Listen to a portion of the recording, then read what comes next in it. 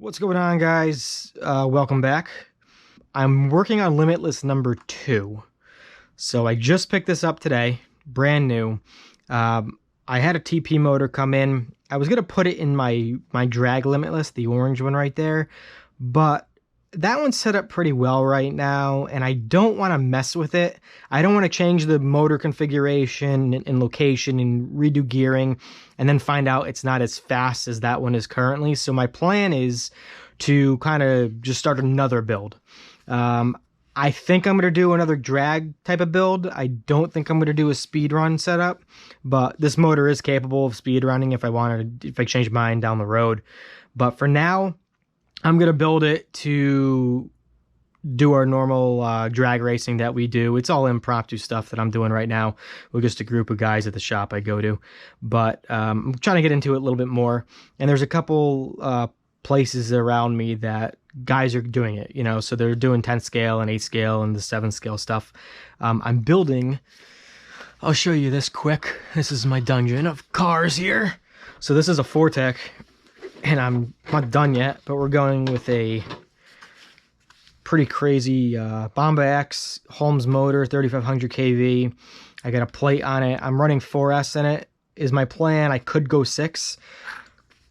Cut down 45 millimeter BSR foams, narrowed slightly so they don't hit the hubs, and they're the same all around. Bunch of hot racing parts and some bracing. I'm waiting for some GPM stuff. I have STRC shock bodies and lower retainers and caps coming in as well.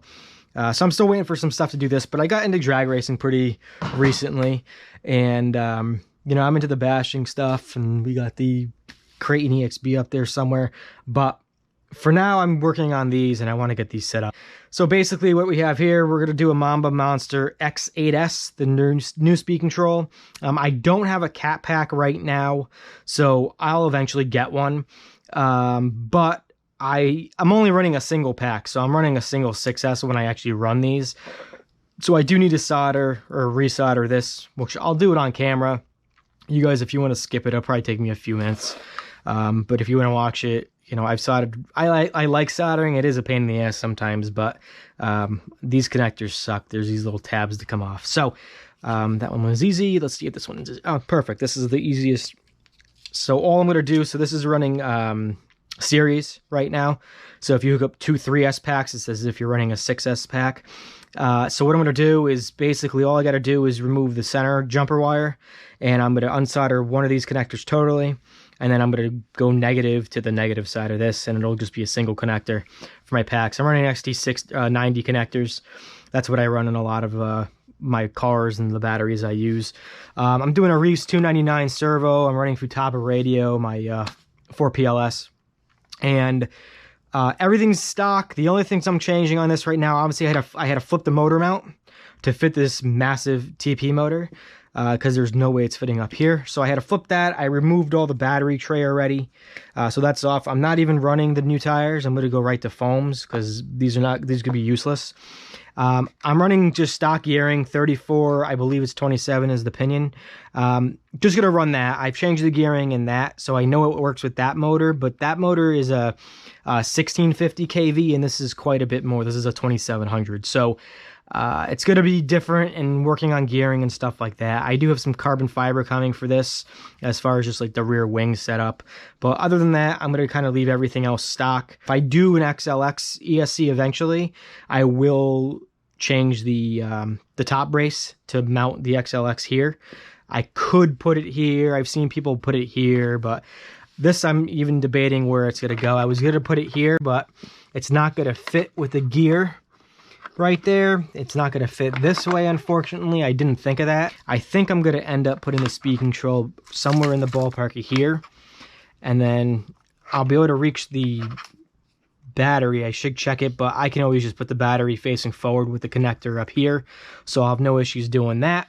And then doing that way, this is probably the shortest one, or this other one is, but there's plenty of room to go here, so that's no big deal. So that'll work. Obviously, it's a non-censored motor, so I'm not running a sensor wire or anything in this.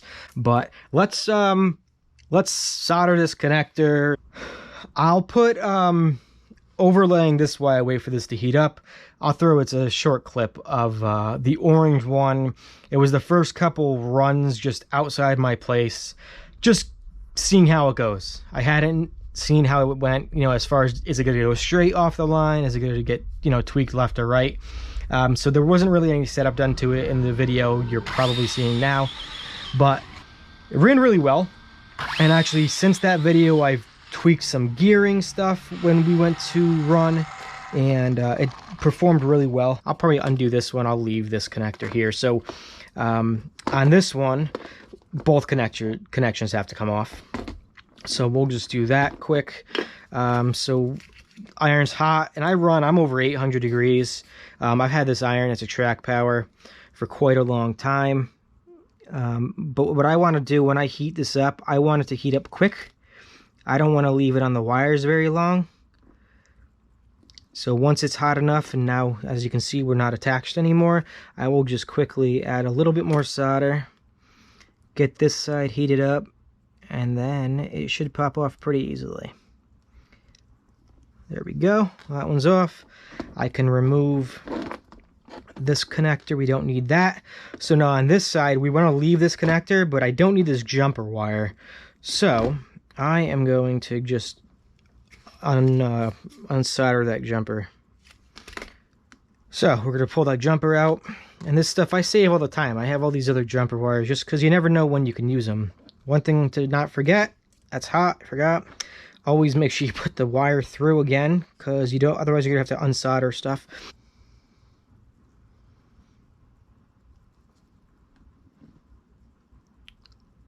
Don't move, I like to hold it there, make sure it's good. So solid connection, clean. Put this back up, and now we're good. We have positive to positive, negative to negative. Always check that stuff. Easy to make a dumb mistake, and then you blow your $200 speed control. My thinking is I'm going to put this just double-sided tape there, and this I already have mounted. And one thing, so you know right off the bat too, so these come with a 27 tooth pinion. It's a 34 tooth spur. What I found is you can literally put this motor mount all the way in. I put it all the way in, tightened it, and the way I like to set motor mesh, or the gear mesh, is by feel. So this is all the way in. I'm holding the pinion gear, and you're not going to see it on camera, but holding the pinion gear, and I'm going to take my finger, I'm going to grab the spur gear, and I'm going to just rock it. I don't know if you can hear that, but there's a slight gap. And that just means, and I'm looking at the teeth, the engagement is good, but there's enough room, it's not tight, right? Your gears aren't sitting like this where they can't go anywhere, that they're tight. The gears are like this. So when, basically that's the spur gear, my right hand, and you can see it rocks, right? There's a little bit of gap, but you have good engagement. So I've been doing it by feel. I don't want to jinx myself, but I haven't stripped a spur gear in years. And it's easy. I can change gears, set it by feel and look, and I haven't had any problem. Servo's in, motor is in, and that's set already. Mesh is all good there. So basically, I need to run these wires. Because now when that's tight, this is not going to come up and hit the drive shafts, so there'll be no rub there. I should have plenty of room. This is the shortest one here. So let's plug this in. I should be able to do this okay. And yeah, it's tight. That'll be good. So I'm going to put it somewhere in this ballpark. Just some double-sided tape. The tape I recommend is Gorilla. We know we're going to put that there. I'm going to just eyeball and kind of guess how much tape I'm going to need. So with the Mamba, with the 8S, you're going to want 2 pieces of this, because you can actually fit this widthwise like that. It's plenty sufficient to hold this down. I've never had issues with this stuff popping off either. So I'm going to leave the other pieces on for right now, because I still need to just check a couple other things. So channel 2, usually on a car, 1 is to turn, 2 is to burn, if you want to think of it like that. So 1 steering, 2's throttle. I'm going to just grab the rest of the adapters we made. And I say we, but I mean the guy at the hobby shop and the owners up there, because I was just lazy and didn't feel like doing it. When you have an uncensored motor running 3 wires like this, and you turn everything on and you go, and you realize, oh, it's going reverse, right? You're giving a gas that's going in reverse. You can, on a non-censored motor, just swap 2 of the wires. It'll change the rotation of the motor. On a censored motor, you can't do that. You can go into the software, and if it's running reverse and it's a censored setup, you can go into the software. So Castle, I can go onto my PC and I can say reverse the motor direction in there. What I'd like to do is I'd like to connect a battery. So I'm going to do a couple things here. I'm not concerned about setting right now my throttle endpoints, that I would calibrate the receiver or the servo or the speed control.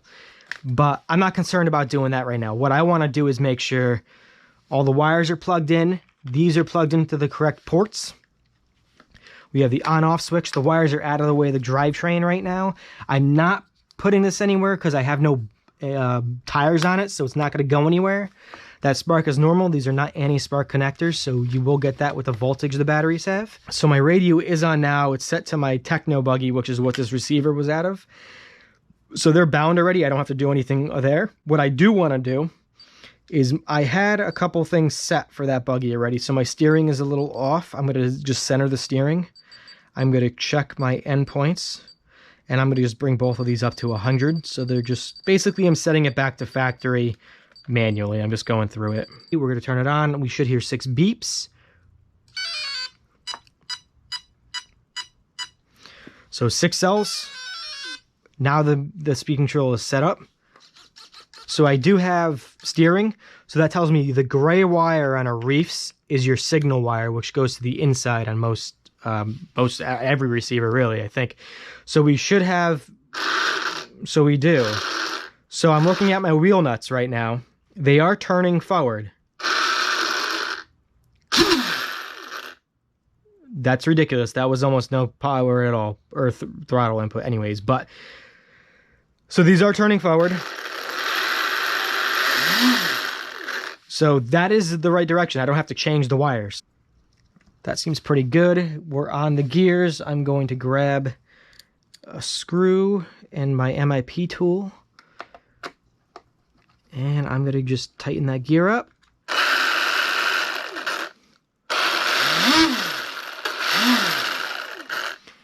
This is insane already. And I'm not giving it full throttle. It's not going to give it full throttle when you have no wheels and tires on. You don't want to spin the motor up for no reason. We know the speed control works. We know the motor works, which is great. We know the steering setup. We know this is all bound, the radio system together. The gear mesh is pretty good there. I have to stick this down. I got to just run the wires and clean it all up. But we know it's working. I can literally put this back together and go take it out if I wanted to and run it. I do have to put some thread lock on the bottom of the motor mount. I didn't do that yet. I just put them in just to set everything up. So I'm going to do that. One quick tip I would say too. So with thread lock is great when you want to use it. It sucks when you're trying to get something off and you can't. So the Arrmas from the factory come really, really well thread locked, which is good and bad. Something like this where you're going to take I needed to flip the motor mount for the setup I'm running. I had to get rid of that thread lock. So how I do that is I use the heat gun from Harbor Freight. It was like $10. I've had it for years. And I heat it up. So those are going in metal. These 2 screws, the rear center diff mount is plastic. You don't need thread lock on plastic. So don't worry about any of that. So I just put a little bit on there. And I'm going to screw this one back and tighten this one down, and then I'm going to do the other 2. Knowing these are thread locked, what I would recommend, don't even try to remove them without any heat, because you're going to strip if you don't have good tools. First off, you're going to strip the heads, and then you're just in a worse position than you were. And if you have good tools, you can break your tools. You can still strip the heads depending on how tight it is. I had to heat these up for quite a bit with some really hot heat gun, a really hot heat gun, and the whole chassis was warm doing it that way. I've cleaned these somewhat of the old thread lock just to kind of get it out of the screw threads. And I don't put a lot on. I've had good luck. I mean, if you thread lock and you let it sit, you shouldn't have issues. I do thread lock my pinion gear. I thread lock the motor mounts here. What I haven't done, most people do, but I haven't done it. I do not thread lock these screws that hold this mesh together, and I do not thread lock the 2 screws that hold the motor to the motor plate. I've not done it on any of my cars, and I've had no issues with motor shifting. And I go to the BMX tracks and I launch my trucks and stuff. I haven't had any issues doing it. That's not to say you won't. I just don't personally want to put thread lock in motor holes, you know, the motor screw holes. Because then if I can't for some reason heat that up or get those out, it just makes it so much harder to get off. I've actually had these on my infraction, which I'm sure if you look at my other infraction video when I did 118, I had issues with these being, I didn't realize they were thread locked, or I thread locked them after I put my motor in. I had another TP, had a TP 4050 in it, and I thread locked them, and I went to go change the gears, and for some reason I wanted to get the whole motor out, and I stripped both of those screws. I had to like hack the motor mount. I had to get a new motor mount to get them out. It was a pain in the ass. So I tend not to do that anymore. I'll pull this out real quick just to show you what's in there. I know it was kind of difficult to see. And my lighting is not super great right now either, but it'll give you an idea at least. So it's obviously a Limitless. So I have a bunch of carbon in here from, I don't know the name of the company. It's SFR. Got it on eBay. Dude's out of New York. He's been really good. He's gotten me some parts, and shipping has been fast, and I'm pretty close to him, so I get stuff in a couple days. The quality of it is really good. So basically what I have, I'm using my phone just because I can't tell what I'm looking at here, but hard to see, I think. But I have a cover here for the receiver. I have that from him. I have his brace for the XLX, so it's a full carbon brace all the way to tower with a plate that you can put the Mamba XLX. You can also fit a Max 5. He includes the screws for the Mamba XLX. I actually, doing this mount, you remove the rear brace, so I have no rear brace in there. That's out. But it gives a really nice position for the XLX. The reason I kept both battery trays is I'm only running a single 6S pack, but I have my cat pack here that I just made it easy to put here, and I was going to Velcro it down, but I decided not to. I wanted the wires relatively short, so it worked out really well. And I can always move this and zip tie this up top if I wanted. This is actually an 8S system. The motor can handle 8S if I really wanted to run it.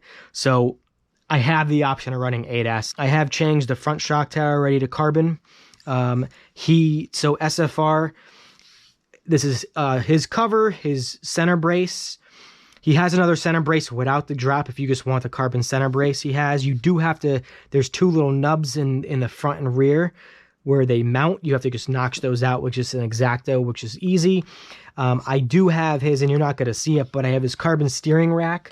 So I removed the stock steering rack here. I have that carbon there.